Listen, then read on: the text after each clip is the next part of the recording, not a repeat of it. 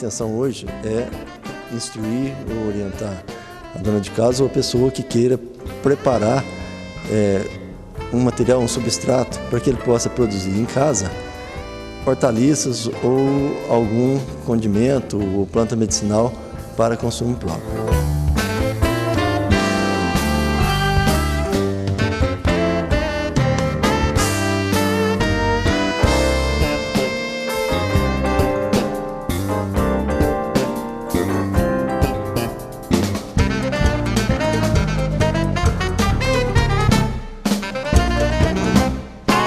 Então, baseado nisso, como a gente percebe que é uma coisa em pequena escala, a primeira coisa que nós vamos fazer é preparar o substrato.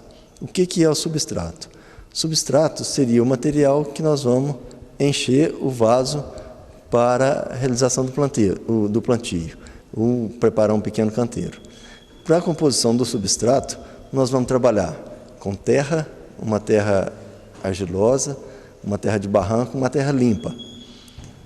Peneirada, vamos trabalhar com esterco bovino, também peneirado, e areia. A proporção que nós vamos utilizar seria de 50% terra ou argila, 30% em esterco e 20% em areia.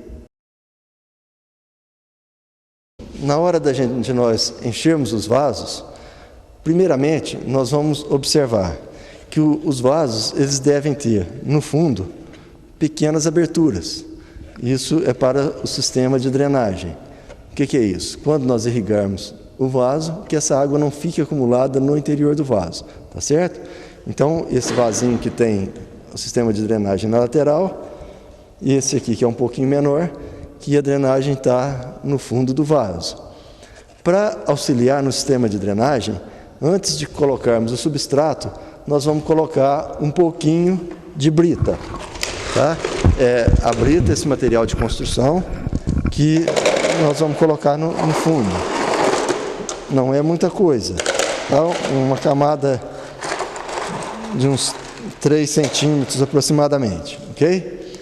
Uma vez colocada a brita no fundo do vaso, então nós passaremos a colocar o substrato. Tendo o vaso cheio, nós vamos irrigar até que a água comece a sair aqui no sistema de drenagem. Tá? Fizemos isso, vamos aguardar um pouco para que o excedente de água escoe e em seguida nós possamos realizar o plantio. Por que nós vamos colocar essa quantidade de água até sair no sistema de drenagem? É para garantir que todo o vaso tenha umidade. Tá? E a partir daí nós vamos fazer irrigação só de manutenção.